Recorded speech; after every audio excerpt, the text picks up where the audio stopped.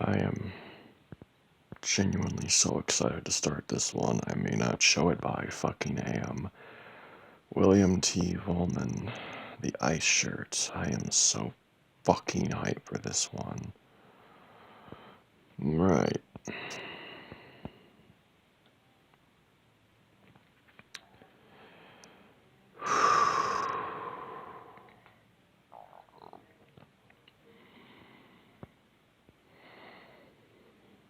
The story of the demon blue shirt, known in his native land as Amor Tortak, is hinted at in a variety of codices, being revealed nowhere and everywhere, like Kabbalistic doctrine.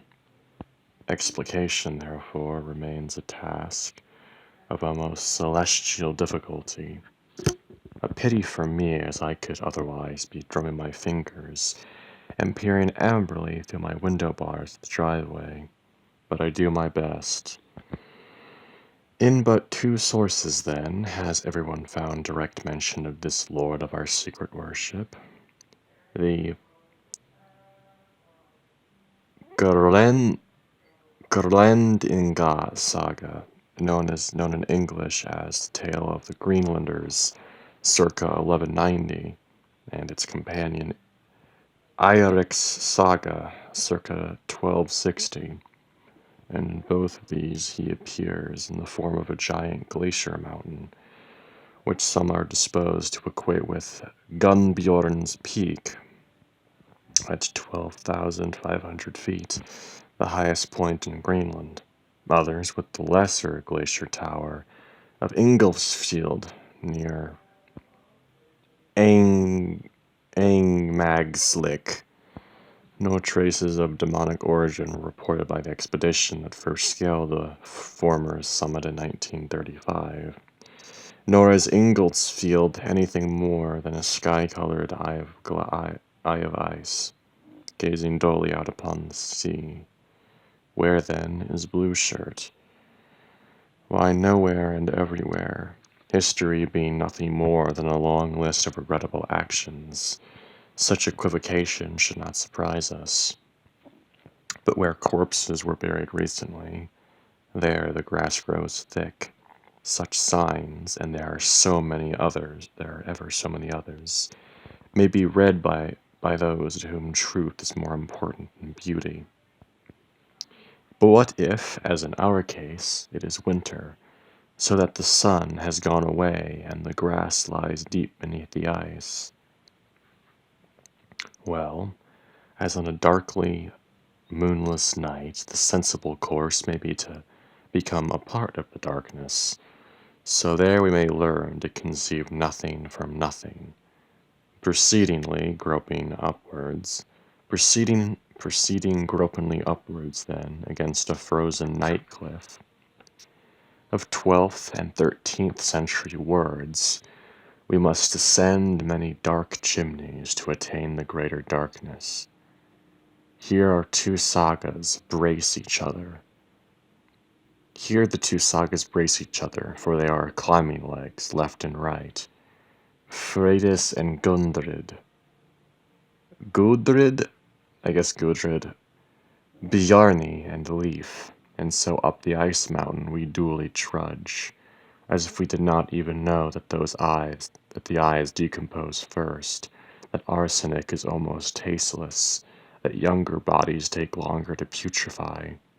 But central to our preoccupations must be Freydis's axe, and though, being double-bladed, it lies gleamingly across both accounts. Only in the Gralendida saga does it take white lives as well as red. And the Gralendinga saga appears in the Great Graveyard of Tales, the Book of Flatly.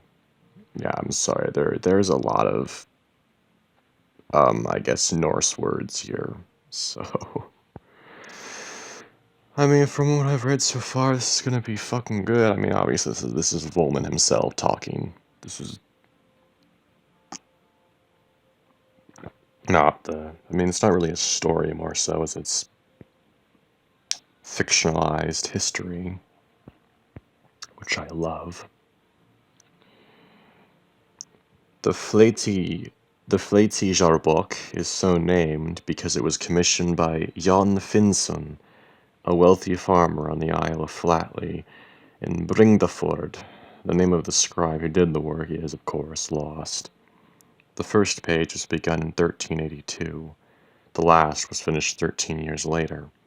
In the meantime, Blue Shirt's weather became more severe in Greenland, and 2 troll children died there for love of Bjorn the Crusader, as will be told. Jon Finnsson's descendants cherished the book and kept it in the family for nearly 300 years, until one of them, moved no doubt, not by coercion, but rather by piety and true regard, presented it to the bishop at Skalholt, a place which, though ice green on the atlas page, must in reality have been as garden green as the grass over corpses, for religion grew there, and it had become a most flourishing diocese, as Leif the Lucky's lover foreknew at the turn of the millennium, when she asked to be buried there between its river bends. Poor Thorngona, though she was a Hebridean witch, still she could not make Leif's heart bleed, for it was impervious in its blue shirt. Her tale, too, I will tell. When the Danes acquired Iceland in 1380, they necessarily, by the rule of metonymy, acquired the unwritten Flateyjarbók as well, and so, in due time, the bishop sent the manuscript on to the Royal Library in Copenhagen. There it stayed for another 3 centuries, unmolested by the Danish kings, who, between the gold crowns that encumbered their heads and the gold crowns that stuffed their purses, found their lives to be quite full enough. They had annexed Greenland too, but they cared not a whit about Blue Shirt, so the kings ate smoked fish and prayed. In 1944, when Denmark was distracted by German troubles, the Icelanders helped themselves to their sovereignty, and so the decaying mass of vellum, of which we speak, returned across the sea. It is now under glass in Reykjavik.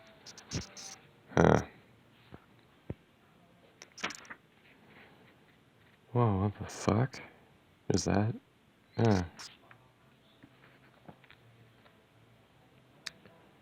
What is there to say about this talisman? Well, it is happily not so decomposed as the original Njál's saga, whose greasy tissue of black leaves most resembles a squashed crow's carcass. We read that 113 calfskins were required to make it, a fact singular in its uselessness, but certainly believable, for the page height of this book is from my wrist to my elbow, and the margins are sumptuous. Each vellum sheet is brown with age, and upon this brownness is a sea of brown ink, stained with islands of darker decay, like Flatey itself, which is a flat island of grass and orange lichens and stones, where hunks of sheep wool lie on the grass like clouds, and the sheep themselves are so thick with it as to resemble haystacks.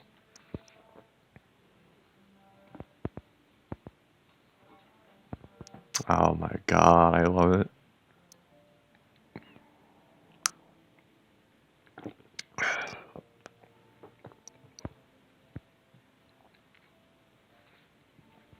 The lambs crunch grass very watchfully, but the old ewes and rams do not look up at your approach because nobody has ever hurt them, and they do not understand the meaning of the sheep skulls that lie in the grass they graze on. The birds, on their hand, await the worst with hysterical foreknowledge, and so that if you venture into their nesting fields where the grass is green and then white, as if frosted, thousands of them begin to swoop and scream and flap until their gull cousins on the rocks offshore are infected with alarm and sob like babies. Would you, reader, rather be a sheep or a bird? I say that the sweet sheep have no cares, and for that reason their stupidity is to be prized. But these catastrophes are strictly local. The gray sea protects the separate fears and pains from each other. After all, There are so many islands in Bringdafjord. Close upon the Isle of Flatty, for instance, is gathered a constellation of little isles, whose rocky tails wander into the sea. These skerries are sometimes white with birds, who hear not, or care not, I cannot say which, when the flatty birds begin to scream of broken eggs.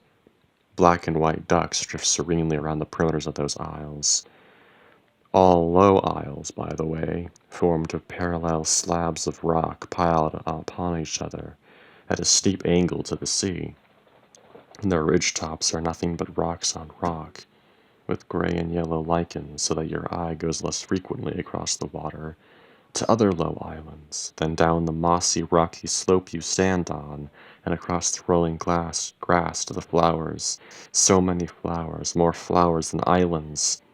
For in the spring months of sowing tide and egg tide, Iceland is golden with Arctic poppies and their different races of Melisol and Steindorsol and Stefansol, with yellow milksap and white milksap spilling down your fingers like liquid sunlight, and pink sandworts blossom by the water, and the white orchids grow in the mire, and the stones are softly velveted by the purple moss campions, and in the moss chapters of the Flateyjarbók rise the spring shoots of initial letters, with their long tails and handles.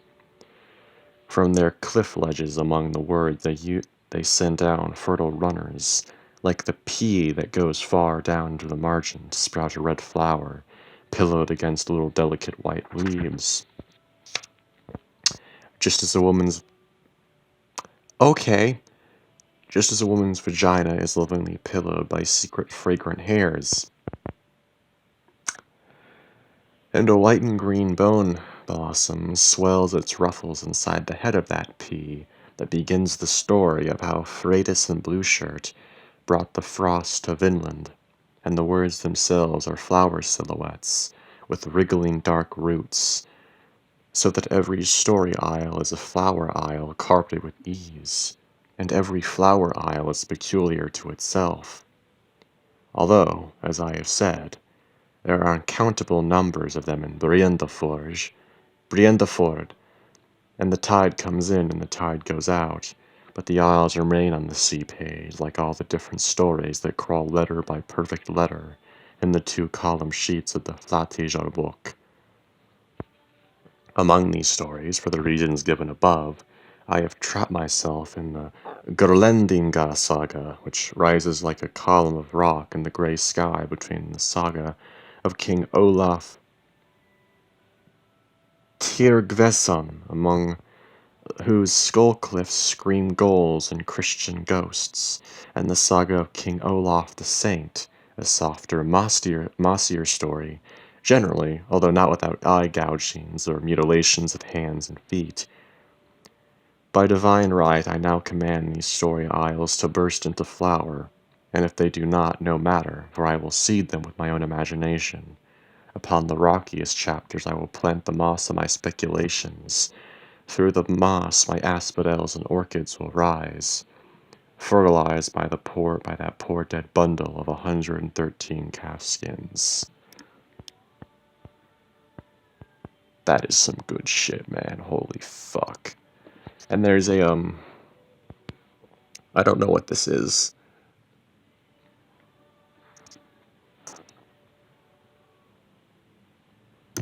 I have no idea.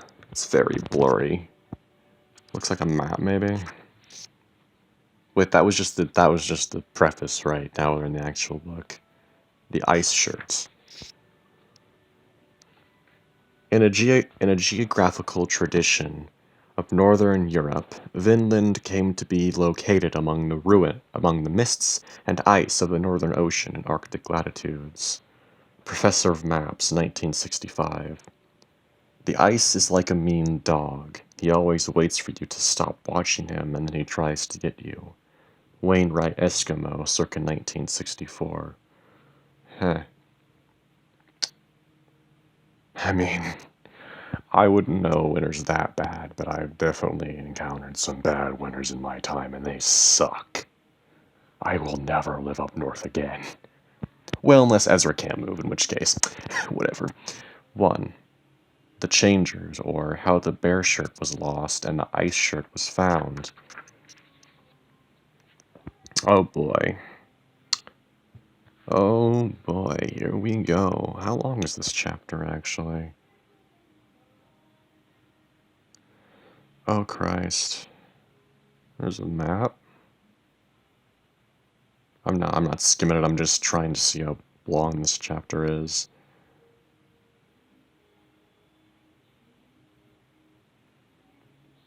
Oh my god, okay.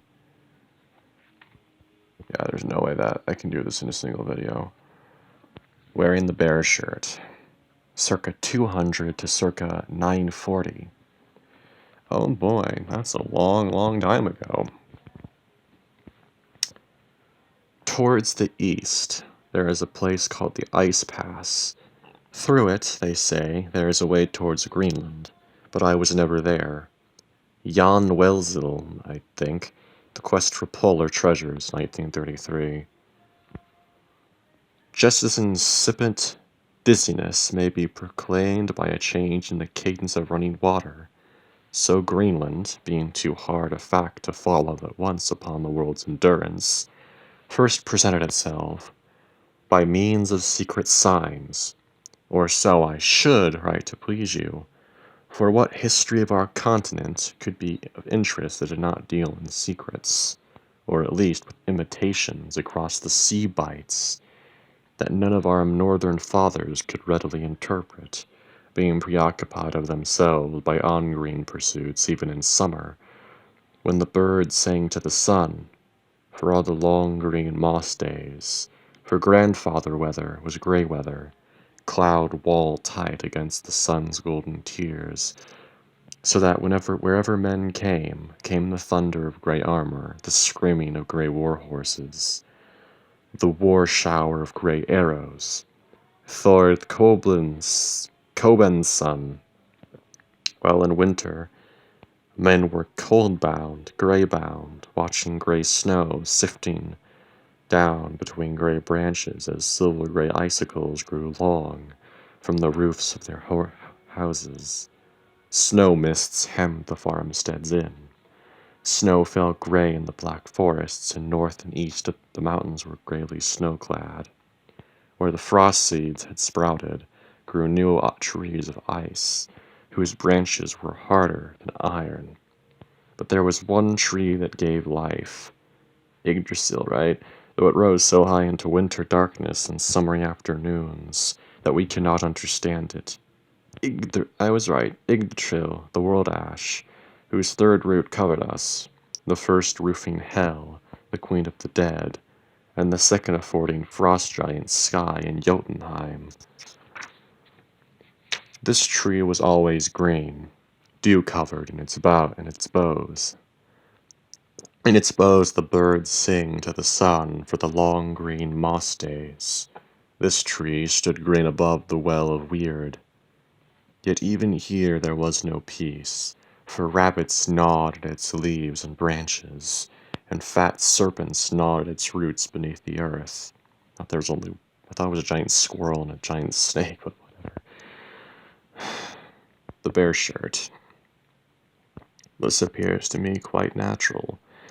But why the condition of our ancestors was so miserably perilous I cannot say, for they were wise enough. Odin could call the dead from the earth, and King Dag, between whom and the god Frey were only 7 generations, knew the language of the birds. Surely it was not greed, nor could it have been selfish jealousy, for if our ancestors were selfish, then what hope is there for us, when we cannot call the dead or converse with birds? It must have been the witchcraft of the Finns, whom everybody blamed for everything in those days. Lives sought to rule lives. Kings burned kings sleeping in their houses. What glory there would have been in it, if only they had not been forbidden long since to be lords of rainbows and angels. They could still, of course, be kings of trees if they chose, or fen kings, snow kings, bear kings. In the sagas we read that they were bear kings. Although they did such wickedness that their victims' groans became moss, and their victims' tears became black seeds in the moss that sprouted into blood-slicked saplings, and the saplings grappled into the earth with their claw roots and thickened, and grew into great pain trees whose black shafts rose to heaven. The kings, too,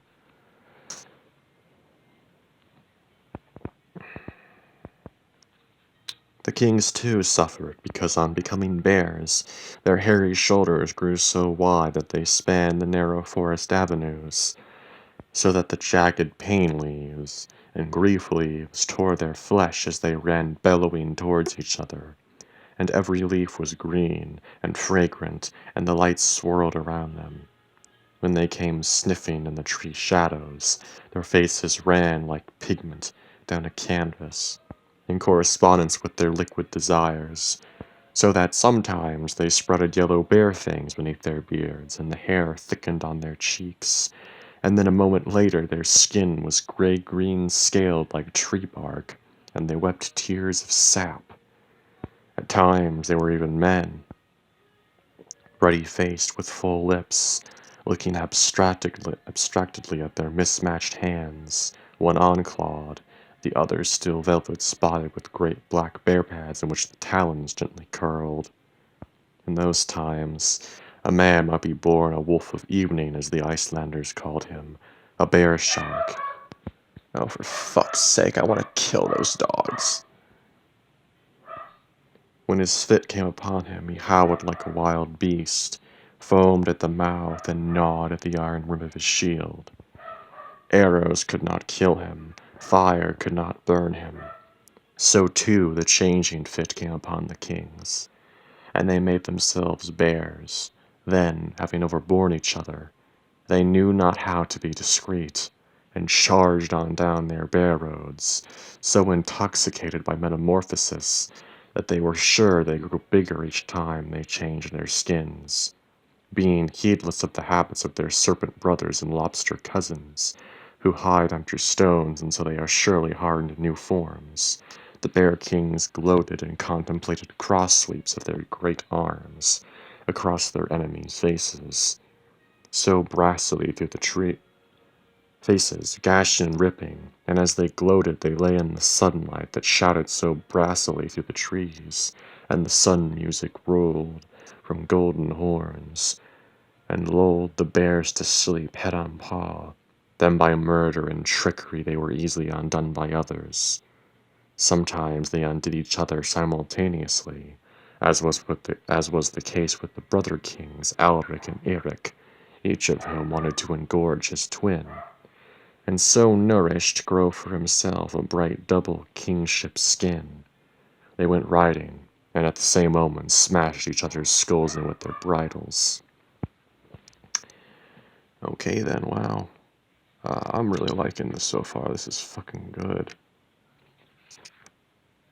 This is some great shit. Yeah, I really want to skin those dogs. I hate them so much. They need to shut the fuck up for once in their lives.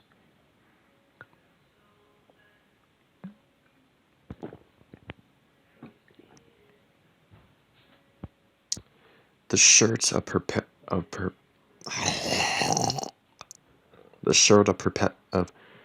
perpetuity. Jesus Christ.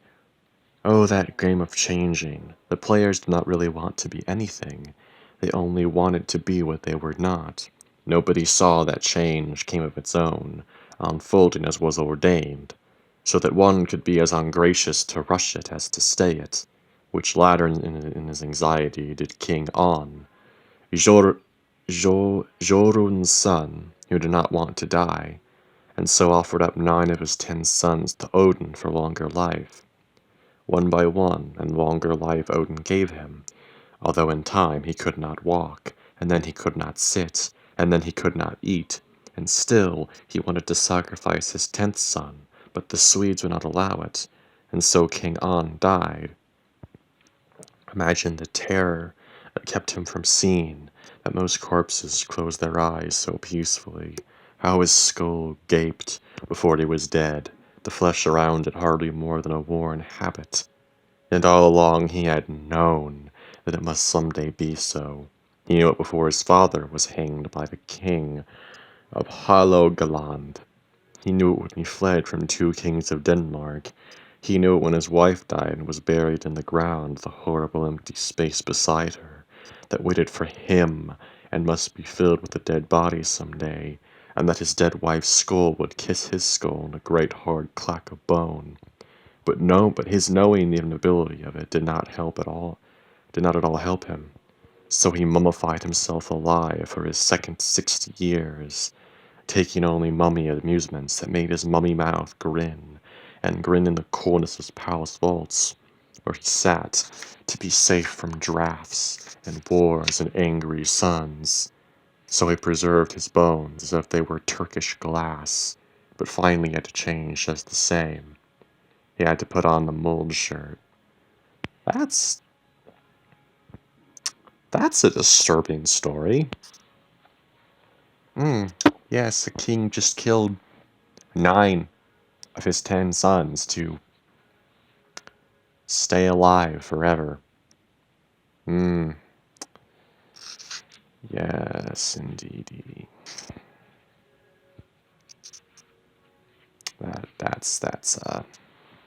That's disturbing. Old blood. Thus went the game down the long dynasty of the Yngling kings, which no one yet saw an end of, as if those changers would never run out of carven pieces to play, as if the world's circle could possibly continue to give birth to new seas and islands of itself. Although it was true, as the changers well knew, that King Dag's sparrow had one day leapt up from his shoulder to spread wings and claws, and swoop through the tower window to see the news and never returned. It was true that King On was dead, and men agreed that in earlier days 9 sons would have brought 9 centuries, but now scarce 9 decades could be expected. Nor could sons change as easily as they ought. So On's last son, Eagle, who was now king after him, called his son Otar before him, and said, "Become a bear," and little Otar slowered and shook himself and ground his teeth, and the yellow fangs sprouted from his lip, and King Eagle said, "Become a wolf," and Otar fell on all fours, growling softly and working the corners of his mouth, and he slunk into the corner, watching his father over his shoulder, and clothed himself with grey dog hair, so that Eagle knelt down and stroked his head between the warily lifted ears. And the little wolf prince licked his teeth in delicate modesty as Eagle said, "Well done, my son." But later, when he had transformed himself into a boy again, Eagle saw how much effort it had cost him and felt misgiving. After King Eagle was killed by a bull and Otar succeeded him, he ruled justly, ravaging the lands of the Danes and giving booty always to his men, so that he was well loved and supported. But one day the Danes came upon him in the woods, and though he sought to change himself and his right arm had already become hairy, they killed him just the same. Hearing what had befallen, his son, King Adils, said to himself, "Indeed, this would never have happened to my grandfather, King Egil," and he went into a dark tree grove to see how he might fare at the practice. Black leaves whispered about him like secrets, and his father's howl cast a shadow upon shadows. Inside, his father lay amidst his dearest treasures, but the serpents crawled in his beard. Now King Adils climbed up upon the mount and prayed to Odin, saying, "My race has always been were-kings, dear Raven, so I ask you, guard our changing blood so it does not bleed out of us." And he clambered down and parted the black thorn branches beyond the mound, and stood between 2 ash trees that rose into each other's darkness. And King Adils began to pant like a bear and said, "Odin, help me." And it was very dark and shady like the hall of hell, where men's ribs lay scattered around scattered among the grave timbers, and the branches creaked about King Andil's head, and he was afraid, but he curled his left hand to a claw, and talons flowered, and he curled his right hand again, and again the fingernails grew, and he growled, and glutted himself with great breaths he strove, to make his chest swell into a bear's chest, but nothing happened. Though he strove with himself, beating his chest until it was covered with welts and bruises, he could not become a bear. With an oath, he clapped his hands together and let his breath out, and his claws shrank back into flaccid fingers again, and he flung himself down into the leaves exhausted. Our blood has been weakened by women, he cried in dismay. But neither Freya nor Frigg was there any more for him to take. He married Yrsa, a yellow-haired girl from Saxland, and had sons by her, but it is said that in fear for the future, he privily consulted the Lapps. They stirred their hearth fires, they listened. They offered him reindeer milk. "You are cold," they said with ironic tenderness. "That is why you shiver in the changing. You must put on your cirque." And when he had paid in cattle, thralls, and good red gold, they revealed to him certain magics and stratagems by which the game might be played out a while longer.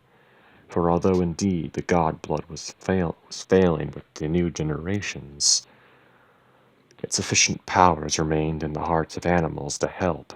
I've eaten at those times, and the sun dripped down like blood into the marshes, and the wind smelled like ice. So as yet all remained well with the Inglings, and after the blood festival to Freya, when King Andils was killed in a fall from his horse, his son Einstein ruled over Sweden, and though his mother Ursa had been carried off by King Helge of Lida, the son of that rape fell in battle, being unable to change himself, and King Einstein lived knowingly on, eating the hearts of wolves and bears as prescribed by the Lapps, and he fought the other bear kings in a great clamor of shields, until they burned him asleep in his house, at which his son, Ingvar, became king, and perhaps it was Ingvar who, considering what he had to have no longer as much of himself, but only a thing like his axe, persuaded the Lapps to sew him a special bear shirt, that he could carry with him whenever he needed it. Or perhaps it was Ingvar's son, King Onund Roadclear, who did it. We know only that Halfdan the Black, a king in later times, reckoned back with his fingers through the thickets of his ancestors, and saw that it was not much after King Adil's that the iron chest of bear shirts became common among high-born men, to be passed down from father to son. The stuff of these shirts was matted hair, stinking of grease and blood. Men pulled them down over their heads with hot voluptuousness. Claws sprouted from the sleeves almost as rapidly as in the days of old King Egil, and the shirts began to pound with the heartbeats of the bears beneath. Even these, however, gradually became rare or lost their virtue with age, so that within a couple of 100 years there were not so many. But meanwhile the changers changed with more ease than ever, and battle suns clanged against battle moons, as the tree-tops whipped in war winds to show the rushing clouds of night, and many a winter there was when the red eye of fire glared through the bare trees so that pink tongues of light rippled on the snow. And then there came shouts, and terrible screams, and the crashing down of burned timbers, at which the burners loped away with their chins low between their shoulders, grunting with happiness to see their enemies join King On, King Egil, King Adils, King Einstein, and the Bear Kings fished for treasure in Norway's streams, and wandered among the trees, seething with pride lust, and striving one with the other for golden gods.